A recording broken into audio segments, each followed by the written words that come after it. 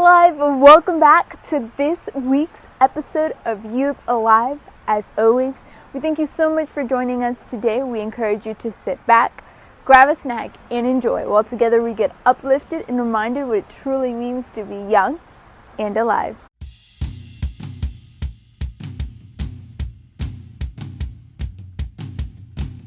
Welcome back to Did You Know?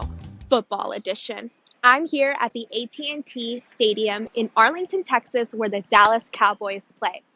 And I know what you're thinking, Val, you know absolutely nothing about football.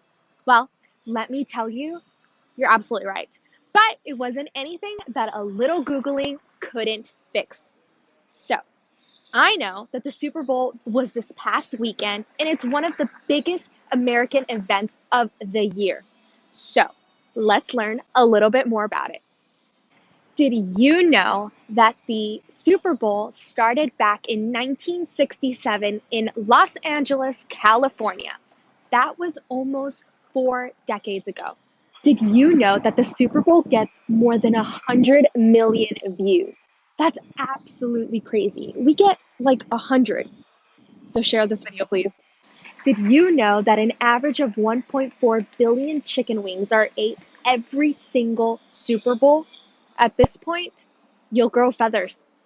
Now you know a little bit more about the biggest American event, the Super Bowl. And I hope you enjoyed this Did You Know? So, see you next time, and remember, we are Youth Alive.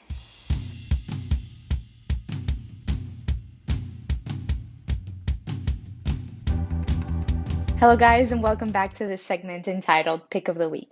Now, because of the pandemic, we've all had to drastically change the way we do everyday things. So, here are some pictures of how you guys or some of your friends are attending virtual school. Let's take a look. Here's my online school setup. I have my school computer, which is where I usually put my Zoom, and then I have my monitor, which is connected to it, so I can pull up my assignments while still looking at the Zoom and the teacher. Here I have my book that I'm currently reading for English, Into the Wild, which I'm very excited for. And then I have my water bottle just to keep myself hydrated. I have my notebooks, textbooks, and other papers for school. And in front of that, I have my pencils, color pencils, markers, and school supplies. And in the middle, I have my Chromebook where I put my Zoom. And then to the right of my Chromebook, I have my monitor where I put my assignments and things that I'm working on, other tabs, etc. So I can see both at the same time while I'm working.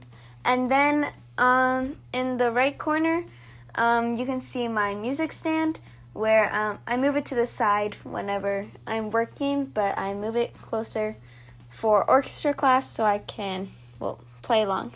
So in the middle of my desk, I have a computer, and then the side I have a monitor, and then the other side I have pens and pencils in my book, and then on the other desk I have books, photos, and more books and people. So this is kind of where I do school. On the screen, we use Canvas, so that's the dashboard, and that's where I have all my classes, and I usually have it split screen between this and a Zoom class.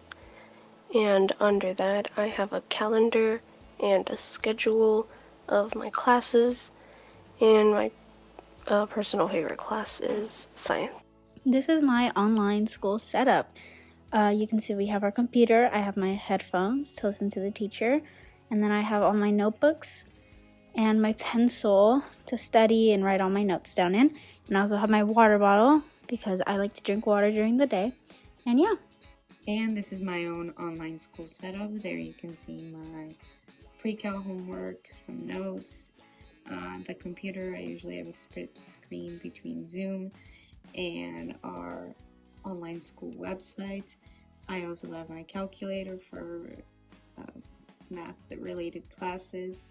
And I also have water because I like to hydrate during the school day. And there you guys have it. Those are some ways that some of your friends are going to virtual school because of that pandemic. This has been Pick of the Week, and remember that we are Youth Alive. Hi everyone, Gerson Correa here. Firstly, I want to send special greetings to Youth Alive Ministry in Houston, Texas. I'm the youth leader in Mexico based in Querétaro City. This is the historic center of Querétaro. This was declared as the World Heritage Site by the UNESCO in 1996. I hope all of you are well and healthy and your loved ones. I wish to meet you very soon, and remember, in Mexico we are Youth Alive.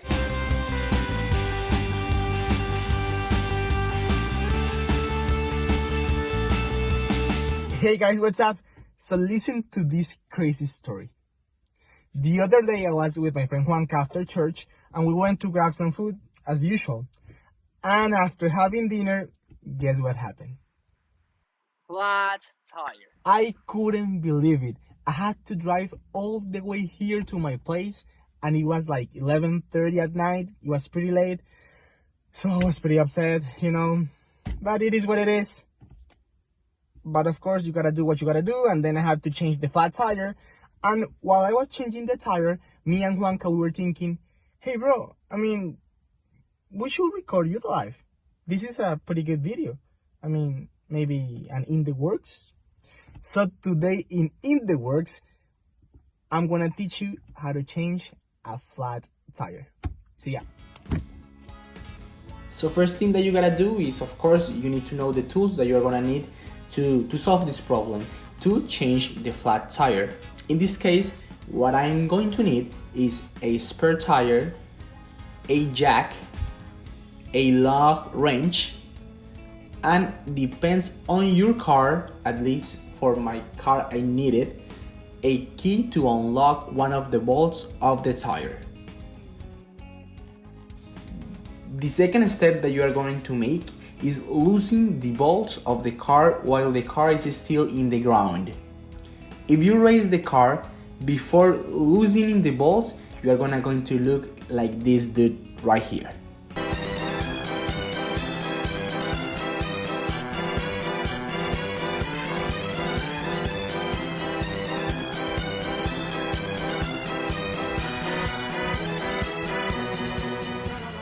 The bolts might be very tight, so stepping over the wrench and jumping might help a little bit. And remember the little key that I talked about in the beginning? Well, for some cars you are going to need this little friend to take off one of the bolts. The next step is raising the car using the jack. This is the fun part. Yeah, it might take you a while. One eternity later. Eventually.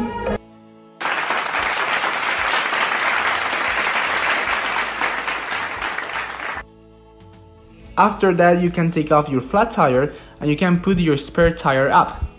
You are going to use the same bolts to adjust quite enough that spare tire. Now with the spare tire on, you may lower your car now. Yep, that's little Juanca. I was kinda tired by that time already, and it is always good to have someone that can help you out. And finally, with your car on the ground, you should go ahead and tie every single bolt. You have to make sure they are secure enough. It is very important to do so. And also, sometimes, if not most of the times, you have to go ahead and put some air into the spare tire. Alright guys, this is how you change a flat tire. At the end, you're gonna be a little bit dirty and of course a little bit tired, but you're ready, and of course you are not gonna have this spare tire forever. Tomorrow I'll have to take it to the shop, but it is gonna be good for a couple of miles. Thank you guys for watching one more time, and remember, even with flat tires, we are Youth Alive.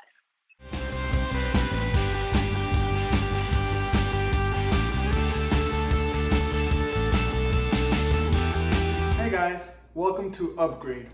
So last week, we learned with leader Jose how important it is to be prepared to defend our own faith. During the next couple of episodes, we're going to be answering some questions to strengthen our faith and prepare us to defend it whenever the time comes. Today, we're going to begin with the first topic, the existence of God. So we're going to be answering some questions that are going to help us argue that our God really does exist. You know, I was thinking, all that stuff they're preaching, God this, God that, does God even exist? You know what? I've been thinking about the same thing, and honestly, does he really exist? I doubt it. The question of God's existence is the most important question one can ask. If God didn't exist, life would be purposeless. It would be meaningless, valueless. If God didn't exist, finding the good, finding the true, finding the beautiful would simply be pointless. Without God, our lives would be hopeless. Imagine, if God didn't exist, nothing we do in our lives would have a long-lasting impact. So why would we bother? Okay, but it's not God who gives us meaning. It's the universe. We're here because of the Big Bang, right? Of course, the Big Bang. Okay, so let's pretend that the universe has a meaning for us. Then why are we all subject to certain rules? Why is killing bad? Why is stealing bad? Why is lying bad? Where does all of that come from? Why do humans live with a difference between right or wrong? Where does right and wrong come from if the universe is the one that gives us meaning? Well, that's common sense. Everybody knows what's right and wrong. That's common sense. Everybody knows it. No. It is because of God and His universal standards that we are able to identify what is good and what is bad. He's the one that allows us to understand what is good, what is beautiful, and what is true. Let's take, for example, the Holocaust. We all know that the Holocaust is something bad, right? But how do we know that? How can we know that what happened in September 11 was something bad? How do we know that mass shootings are bad? It is because of His universal standards that we have this knowledge, that we have this sense of good and bad.